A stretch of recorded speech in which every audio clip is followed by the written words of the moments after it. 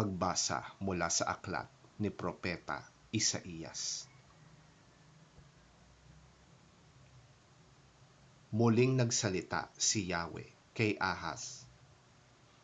Humingi ka ng palatandaan kay Yahweh na iyong Diyos, maging ito ay buhat sa malalim na libingan o sa kaitaasan ng langit.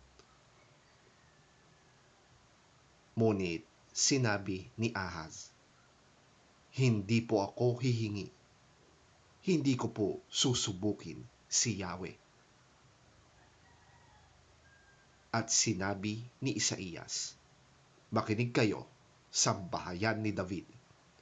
Hindi pa ba sapat na subukin ninyo ang pagtitiis ng mga tao at pati ang pagtitiis ng aking Diyos ay inyong sinusubok? Dahil dito, si Yahweh mismo ang magbibigay sa inyo ng palatandaan.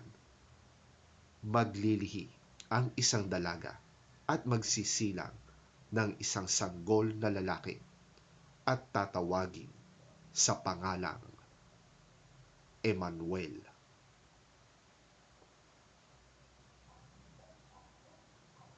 Ang salita ng Diyos. Salamat sa Diyos.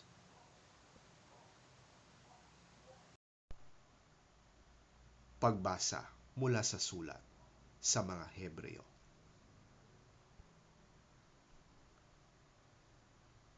Sapagkat ang dugo ng mga toro at mga kambing ay hindi makakapawi ng mga kasalanan. Dahil diyan, nang si Kristo'y naparito sa daigdig, sinabi niya sa Diyos, ang mga pang-alay, pati mga handog, at ang mga hayop na handang sunugin, hindi mo na ibig sa dambana dalhin. Hindi mo kinalugdan ang mga handog na sinusunog at ang mga handog upang pawiin ang kasalanan. Kaya't inihanda mo ang aking katawan upang maging handog. Kaya't sinabi ko, ako'y narito, O Diyos, upang sundin ang iyong kalooban, ayon sa sinasabi ng kasulatan tungkol sa akin. Sinabi muna niya, hindi mo ninais o kinalugdan ang mga alay at handog na hayop, mga handog na susunugin, at mga handog dahil sa kasalanan, kahit ito'y inihahandog ayon sa kautusan. Sa kanya idinugtong, ako'y narito upang sundin ang iyong kalooban. Sa ganitong paraan, inalis nga ng Diyos ang unang handog at pinalitan ng handog ni Kristo. At dahil sinunod niya ang kalooban ng Diyos, tayo ay ginawang banal ni Hesukristo sa pamamagitan ng minsanan at sapat na paghahandog ng kanyang sarili.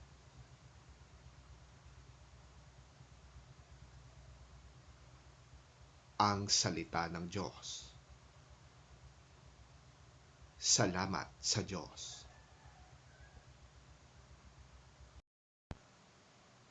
Ang mabuting balita ng Panginoon ayon kay San Lucas. Papuri sa iyo, Panginoon. Nang ika-6 na buwan ng pagdadalang tao ni Elizabeth, ang anghel na si Gabriel ay isinugo ng Diyos sa Nazaret na isang lungsod sa Galilea upang kausapin ang isang dalaga na ang pangalay Maria. Siya ay nakatakda ng ikasal kay Jose, isang lalaking buhat sa angkan ni Haring David. Lumapit ang anghel sa dalaga at binati ito. Magalak ka, ikaw ay lubos na kinalulugdan ng Diyos. Sumasayo ang Panginoon. Naguluhan si Maria at inisip niyang mabuti kung ano ang kahulugan ng ganoong pangungusap. Sinabi sa kanya ng anghel, "Huwag kang matakot, Maria, sapagkat naging kalugod-lugod ka sa Diyos.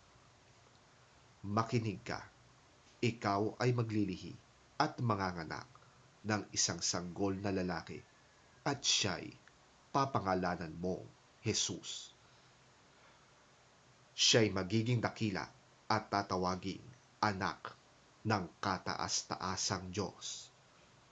Ibibigay sa kanya ng Panginoong Diyos ang trono ng kanyang amang si David upang maghari sa angkan ni Jacob magpakailanman. Ang kanyang paghahari ay pangwalang hanggan."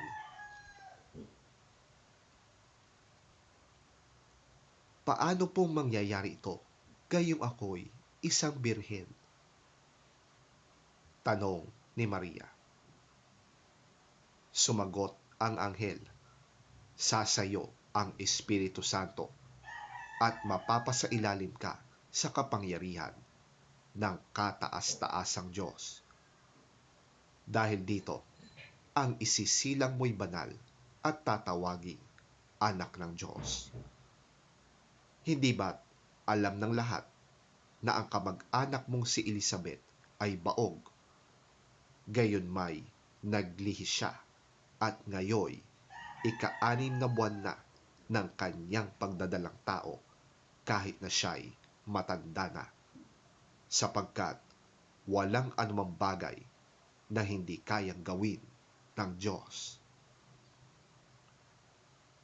Sumagot si Maria, "Ako'y alipin ng Panginoon.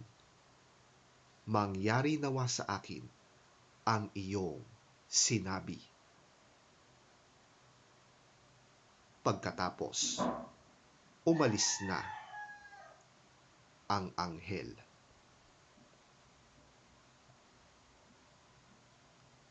Ang mabuting balita ng ating Panginoon. Pinupuri ka namin, Panginoong Hesukristo.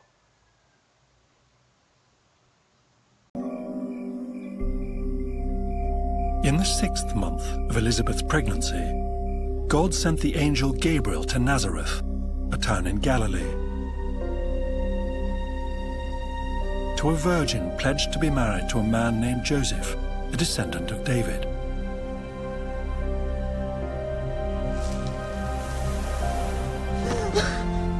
The virgin's name was Mary. The angel went to her and said, "Greetings, you who are highly favored. The Lord is with you." Mary was greatly troubled at his words and wondered what kind of greeting this might be. But the angel said to her, "Do not be afraid, Mary. You have found favor with God. You will conceive and give birth to a son, and you are to call him Jesus. He will be great and will be called the Son of the Most High. The Lord God will give him the throne of his father David, and he will reign over Jacob's descendants forever. His kingdom will never end." "How will this be?" Mary asked the angel, "since I am a virgin?" The angel answered, "The Holy Spirit will come on you, and the power of the Most High will overshadow you. So the Holy One to be born will be called the Son of God. Even Elizabeth, your relative, is going to have a child in her old age.